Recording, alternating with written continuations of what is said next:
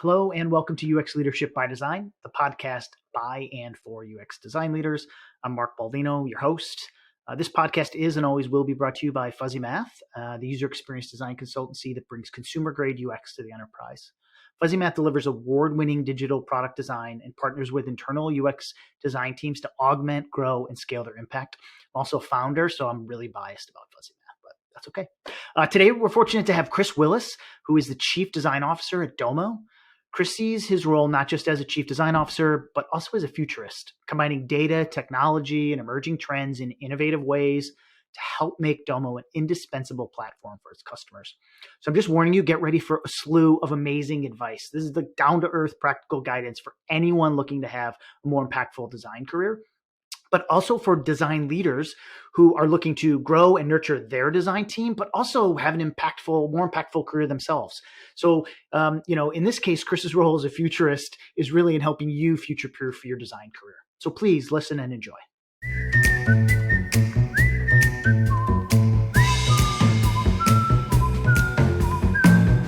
Chris, how are you? I'm very well. How are you, Mark? I'm doing well as well. Thanks for joining us on the podcast today. Much appreciated. Thank you. To start, would love if you could give the audience a little bit of your background, maybe how you transitioned from a designer to a design lead, and kind of where you are at your career your career now. Sure. Yeah. I think everyone's creative background is pretty unique. Mine's no exception. I started right out of college. My first job out of college, despite having a computer science minor and a international marketing and finance major, I was an editorial cartoonist. So I'd always pursued art. I'd always pursued technology. This was a long time ago. So this was like, I got out of college, 89, around 90. And there was a recession going on. So there was a lot of economic uncertainty, and my parents were really supportive in terms of arts. My mom was an artist. My dad was a musician, but he was also in the technical field. And they said, why don't you just take the time to figure out what you want to do? And so I'd been doing editorial cartoons. I'd been taking studio art lessons. And that really kind of took me on a different journey. And I ended up in journalism. I had no journalism degree, but I ended up doing design, infographics. I redesigned newspapers for some of the biggest newspapers and magazines in the country. And I even started my own magazine in Detroit. It's something called Our Detroit, because I'd been working at the Detroit News. Wow. And I had this weird epiphany. There was a point at which I'll never forget this day where, it's almost like the universe is speaking to you, but it sometimes seems somewhat encoded language. I was sitting there trying to figure out how we were going to get the next issue out. And one of our writers was a freelance writer. We did a lot of freelance writing with really good writers. So we didn't have to maintain a big staff. We just kind of outsourced a lot of stuff. And this writer was super well respected, usually super reliable, called in saying, I can't do it. I can't do the cover story. I have a book deal and I'm not going to make it. And so I'm just going to go offline for the next few months. Wow. We were 3 or 4 days from printing this magazine and we had no cover story. And that's when our editor said, hey, why don't you go out and write that story about that young startup in Detroit that was doing a bunch of stuff for the auto industry. And so I met these, they were pretty much my age. They were in their 20s. That's where I was. And they were doing, sort of interactive flash CDs, which at the time was a big deal. I don't know if you remember getting, mailers along with your AOL discs in the mail, right? And I spent the time doing that. Yeah, I spent the time doing that. And I came back to the office and I talked to my co-founder and I said, we know how to do journalism. We know how to write. We know how to design. But clearly where the world is going is the world of tech. We need to figure out those skills and quick. And the web was just starting to take off. This is just before Web 1.0 took off. And since then, I found myself in a lot of sort of chief creative positions, in trying to create both practical and tactical products, both in media and in, very different kinds of startups from B2B to B2C, and ended up taking a very, very different journey. And I think, as creatives, we look back on our path and we might say, yeah, that's a little strange, but I can kind of see the line. I don't think there's a path. I think you kind of say yes to things in a creative life and you let that take you on a particular journey. And if it's working, great. But it's really hard to find, I think, um, uh, any one sort of way. Like as let's say, and maybe this is wrong, but medical career, you have to take an MCAT, you have to go into medical school. There's going to be a residency of some sort. There's an outline to where that goes. In the creative life, it can go many different places, and so that's why, like as we're probably going to talk about today, I think it requires a little bit more of a framework of thinking about how to develop your creative life, such that when opportunities arise, you're ready. It's a different mode, I think, than typical career choices. Where I'm at Yeah. right now, I started with Josh James and a few others, a company that does business analytics in the cloud, so that people can kind of put data to work in really interesting ways. And we started that about 10 years ago, and I'm the chief design officer there, and that's been just a crazy journey. I could not predict how I got there or where it was going to take me. In your journey, do you feel like the creative component and the lead component were kind of well, you're in a car, so riding shotgun, or did you you were kind of always leading and then you became a design lead, or like what was that path where it was like I'm a practitioner of design, I'm in the creative space too, I'm going to lead, and I just am curious if they developed at the exact same time over your career, or was leading always something you were doing and the creative kind of leadership came a little bit later? Leading was definitely something that I was always doing, and the reason I hesitate there is I'm wondering, as I'm saying that, how much of that is kind of an innate personality type, versus something you learn to do. I think there are learnable aspects of it, but I would say, looking back on it, the best people I worked with and the situation I found myself in was always being, for lack of a better term, a creative misfit, right? And sort of being an outsider on the inside. Like, I think the best people, those are the people you're looking for to innovate in your organizations. And the best creative types are the ones who take that up to the next level, meaning they're not just people who go in there and are disgruntled and skeptical and critical. They're people who channel that into conversations and activities that get people to think about their business differently and think about opportunities differently. So I would say, until I feel like it's been relatively recently, and by recently, you could almost peg it to the rise of Apple and the iPhone, where organizations started to say, wait a minute, the biggest company on the planet, because right now Apple's the biggest company by market cap. I didn't check today, but recently, $2.5 trillion market cap. That is redonkulous. And the scale and the speed at which companies like that are growing, and the fact that a lot of it seems to be credited to a culture of design and design thinking, right? They still have to get the trains to ship on time. There's logistics, there's legal, there's engineering, all of that, but they have to come together in a package that is more than just what our previous manufacturing centered world understood, which was build widgets faster, better, cheaper, to how do we create things that people can fall in love with. And that's where design thinking, design leadership really become valuable. And I think a lot of companies are still kind of figuring that out, in many ways. And that's also where the opportunity lies. And so you have to be good at not just the basic skills of design, but you have to have some innate leadership, because you have to lead in lots of different areas, right? You have to be great at selling across the organization. And I think we're really just starting to see the rise of design leaders and design leadership in different ways in the organization. Yeah. You mentioned communication as kind of a core skill, selling across the business. Do you have a series of leadership and UX sort of core or foundational principles that you think are required? Maybe maybe to do UX, but maybe more importantly to lead folks. Yeah. I would say that probably encompasses a class of soft skills that you have to be developing. The soft skills, I think, often get overlooked, but let's take sort of the interpersonal skills. Number one on that list is don't be a jerk, right? And you can be a jerk without even realizing that, right? You can be a jerk, not just by maybe mistreating people or maybe entering a room with a a holier than thou type attitude, or it could just be straight up, you're not using the language that they understand, so you're misunderstood and you're seen as part of a problem. So the first thing I would suggest is, working on your interpersonal skills, learning how to have conversations, and learning how to be more of a big ear than a big mouth.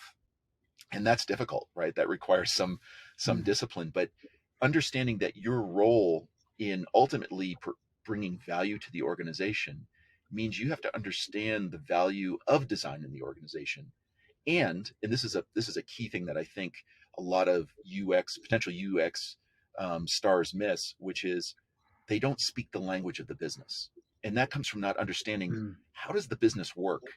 And to understand that, you have to ask the question, how do we make money? Like, how do we make $1 in this company? Where does that come from, right? And that's where I think a lot of creative misfits end up getting severely misunderstood. So understanding how marketing works, how engineering works, the language, the vocabulary of the business. You might understand parts of the business, but if you use the wrong words, you're probably going to be discounted.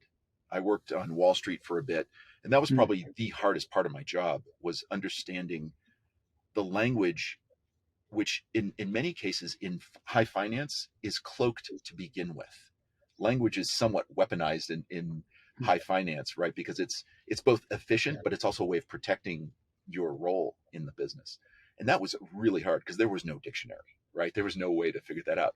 But that's not the case in most businesses. Many times, just get good at asking people, say, tell me a little bit, how do we get a lead for a customer? Where does that come from? How do we think about return on investment on our marketing spend?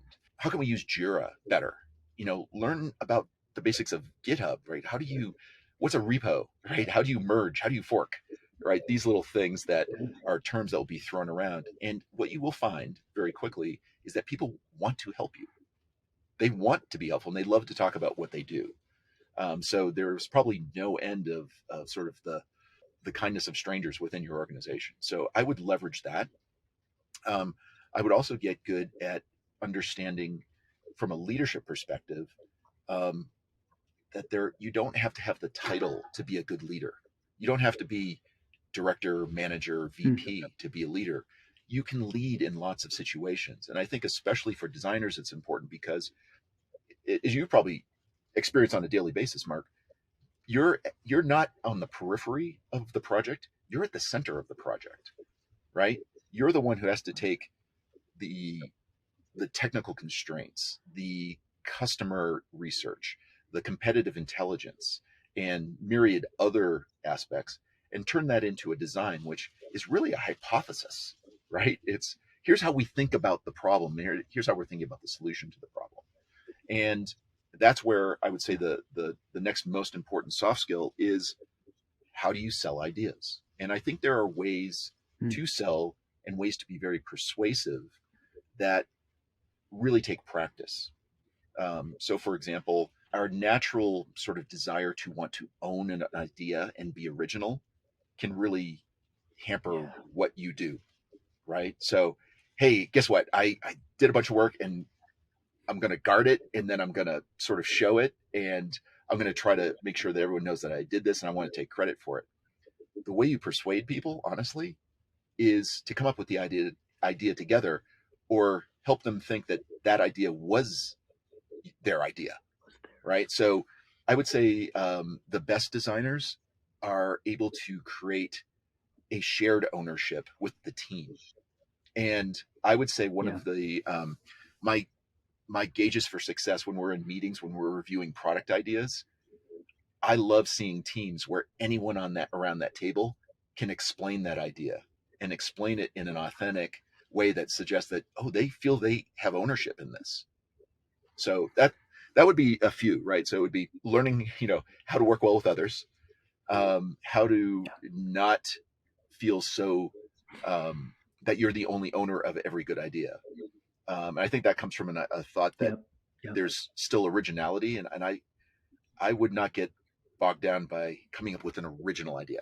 Coming up with solutions that work, that's where the value is. And then, ultimately, get good at sort of leading at different levels and learning how to sell your idea.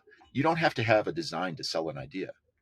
Pitch them, right? Like, hey, what if, right? Or did we think about this?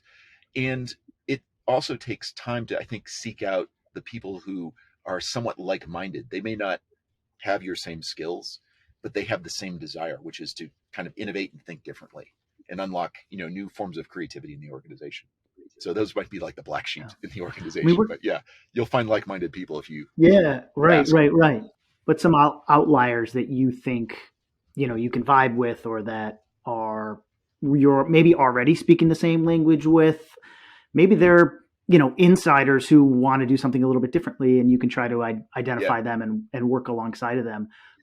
We've talked a lot about the soft skills of design, and as you said, maybe not the design itself. Like, do you think if you flip the script and you're thinking, I'm a design lead now, and I have a team of designers with me, like, are those where you should be focusing your mentorship and kind of nurturing of team members along? Is it in that communication? Is that sales, getting along with people? Not to say that you want to forsake the technical design skills of actually putting a wireframe or visual comp together, but like, is that where you think maybe the gap of education is on the design side, and that's where you would focus your sort of mentoring or nurturing of designers on your team? That's a great question. I mean, I do quite a bit of mentoring, and in fact, I just recently gave a talk at a local college here in Utah, and what I sensed was that for the most part, in the sort of the traditional design school, there's still a very traditional curriculum, where it's you learn the basics, typography, grid, color, etc. There's maybe some curriculum around interaction design, but I've never gotten the sense that it's very comprehensive. And then ultimately, it's like you deliver a portfolio, and along the way, you get a lot of kind of feedback through, criticism, right? It's like, okay, and that to me was it seems very traditional, right? But that's not really the way it works nowadays. You'll definitely get feedback, you'll get criticism, right? But you have to be able to, and this is one of the things I think I see people struggle with. They think that the design is the thing they're being hired for, when really that's assumed that you can do that really well, right? What we're really looking for, and I think what other, especially fast moving startups are looking for, is, can you think through a problem? So design to me is not primarily an aesthetic problem, but obviously a lot of people in the organization look at it that way. And I think a lot of designers still look at their value that way. And those are the designers I typically see move laterally. They end up kind of finding themselves in kind of glorified pixel pusher type careers. What design leaders need to do to move up to the higher levels is to get good at solving problems. And what that means is you have to get really deep in the weeds. So you have to do, in some ways, your own competitive intelligence. You have to learn about all the ways that you shouldn't solve this problem. So for me, design oftentimes is a search problem.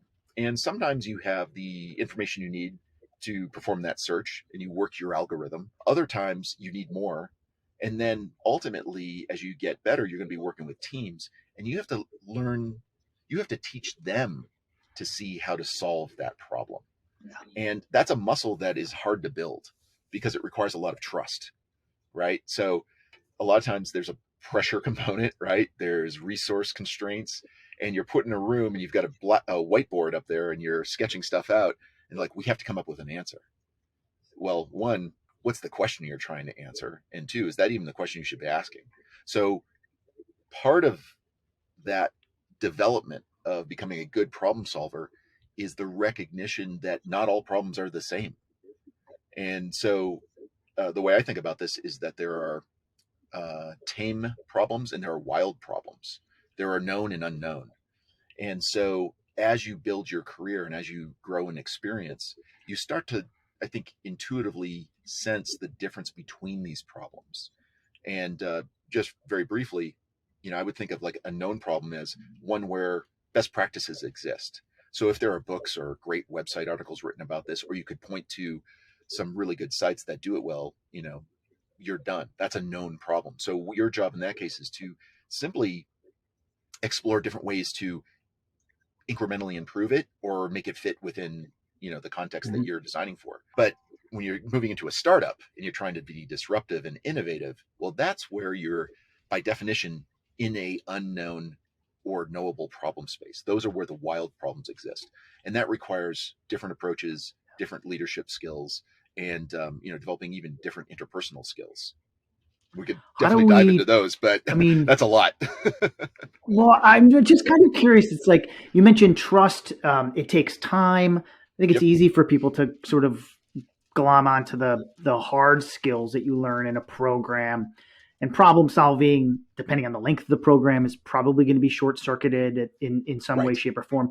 So you have to get this experience within your organization, kind of hunt out some of these wilder problems, right? And sort of dive in. And it's like, if I'm a designer and I'm interested in being a lead, I need to be curious about that. You mentioned this sort of like horizontal movement you see amongst a lot of designers, and then certain people that are able to like level up or continue to level up. Like if I'm a designer now and I'm interested in that, what I would think, what do I do? Because I'm tasked with A, B, and C, and that doesn't always fall into the really interesting, it falls into the more known universe. Like what's advice you give to designers outside of kind of being curious and asking the right questions, which I think are good ones? Like what would you say to your team about, hey, this is, how you can ensure you have a bright future in design and a bright future as a design leader? Here's some, I don't know if they're tactical things, Chris, or if they're, I could boil that more down nebulous. I'm kind of curious. I could boil that down to one piece of advice, which is, as you're saying yes to things, a creative life starts with yes, right? So saying yes to some of those things, which you may not feel totally comfortable with, but putting in the work and then being able to explain to anybody why you made the decisions you made. This is often overlooked. And I don't know exactly why that is. I don't know if it's just never been taught. It's a discipline problem, or it's a part of an imposter syndrome. Like I don't trust, like I know what I'm talking about. You know what I mean? It's one of those situations where I see people with the opportunity to grow and to move up or build trust in the organization. They ultimately devalue their own work because they can't explain why they do what they do. So I think I would ask this of designers when I either all the way back when I was working in newspapers or, every day at work, if someone chooses something, let's say you have a design system, right? And they go off the design system. Great. Why? What did the design system not provide, that you found necessary to go off of it? Most of the times what I'll hear is, I was just kind of bored. That's not a great way to build trust, and confidence in your design skills. It's tough as a younger designer because you don't have enough experience to have sort of that natural internal compass that points you in the right direction. And so you can't evaluate very quickly what's right and what's not. So one of the exercises I give is, if you have a design system, start there. If you're just starting out with, understanding typography, color, interaction, etc., start with the simplest thing. Use one typeface, use one color. When I was growing up, my dad and brother are jazz musicians. And one of our exercises, we met once with a famous jazz drummer, Max Roach. And I remember one of the best lessons I learned from him as it applied to design, obviously to music, was we're just going to take our drumstick and we're going to play one kind of beat. We're going to use either this block or this drum. We're not going to use the whole drum set. How much music can you make playing one note on the piano, playing using one stick on a drum or on a cymbal? And it was all about focusing on what's the most interesting rhythm we can make. And how do we make that rhythm if it's just on one instrument? Well, or one piece of the instrument. Well, there's cadence, intonation, there's, volume, there's different sorts of syncopation, right? There's all these different things. You have to be able to explore in a smaller space because the world is flooding you with all of these great tools and all of this variety. And it's very hard to turn away from that. But you have to sort of build that internal discipline so that you can start building that large library of knowledge that helps you understand why you do what you do. Very a real easy way to counteract that is to say, um, I'm not going to change anything unless it's obvious that it's not working. And so if it's not, I'm going to change it in a specific way. So I think one of the things that makes design really complicated is there's almost a continuum of options, and then it's combined with other options. So there's a massive amount of combinations to explore in design.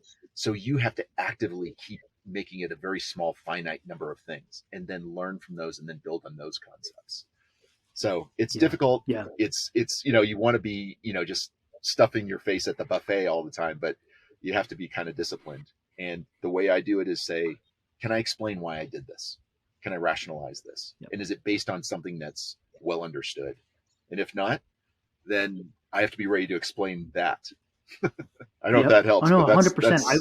That's how I do it. No, I think it's super interesting and super helpful, because I think as creative professionals, we think we have to bring the full toolkit, kind of got to bring maybe the bazooka sometimes and everything we have to solve a problem. And I think I like to tell my team that like design at least the design we do, it requires constraints, right? And a lot of those are going to be put upon us as external constraints.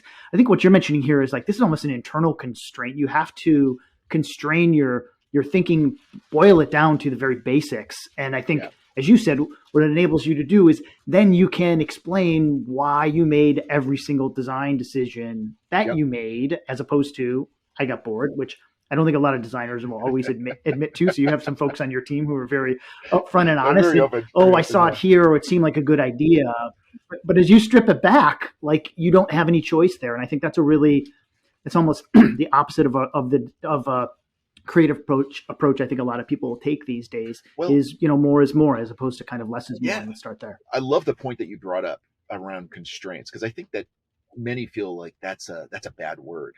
But really, creativity is not useful without constraints. Creativity is about solving problems, and problems have constraints. If you're being creative without constraints, I would suggest that's called art, right? And unless that's the business you're in, it's really hard to, bring value to whatever project you're doing. So the internal constraint or the external constraints, you have to embrace those. In fact, I love this. There's this Chinese proverb I read in a book by a psychologist out of Stanford. And it was, before we slay the beast, we must first make it beautiful. And I love that sentiment, which is, you have to fall in love with the problem. You have to fall in love with the constraints. And until you do, you'll never understand the problem you're trying to solve. And that's where you really bring value. I couldn't agree more. I think well said, and appreciate that. Chris, I want to wrap up here, but want to see, are there any other pieces of advice that you'd like to offer the, either designers who are looking to become leaders or current leaders, and how to continue kind of excel their careers? Yeah, there were two pieces of advice I would give. I think one, for just working better in an organization, which is, take every moment to learn how to sell your ideas. I think that's important, right? Every opportunity to say yes to something, to explain something, to see if it's working. A lot of times I find writing is really helpful. So can you write down your idea or your proposal in such a way that really gets people engaged? Sometimes we miss the fact that writing is a great part of the design process.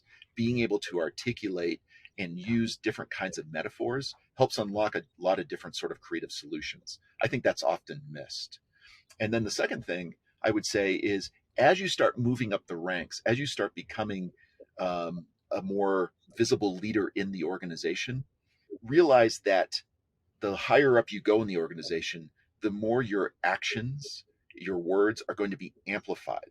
There's sort of like a magnification effect that happens.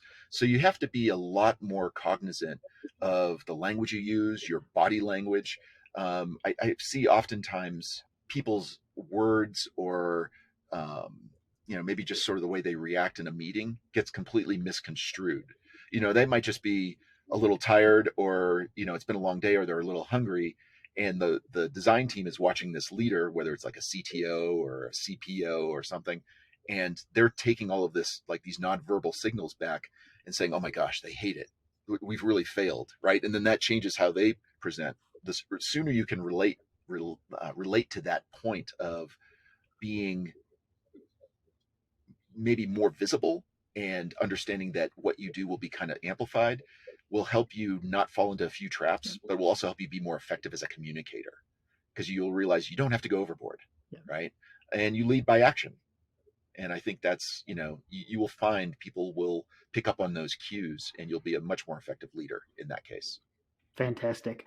I don't know if you have plans to write a book, but I think the design world could benefit from a book. The advice you're given just in the past 30 minutes is it's fantastic. It's really, that. I think, tactical and practical for new designers, and I think guides folks in a strategic way who are looking to be either new leaders or continue to grow their leaders. So I just want to immensely say thank you I can tell you truly care about this. You're passionate not just about design, but actually like building the next generation of design leaders that's needed in this world and in the design community. So I just want to thank you for your time today, but again, your energy and passion and guidance for designers. Oh, same here, Mark. Thank you for reaching out. I really enjoyed the conversation. You bet. All right, Chris, thanks again for your time. Awesome. Thanks, Mark. Safe travels.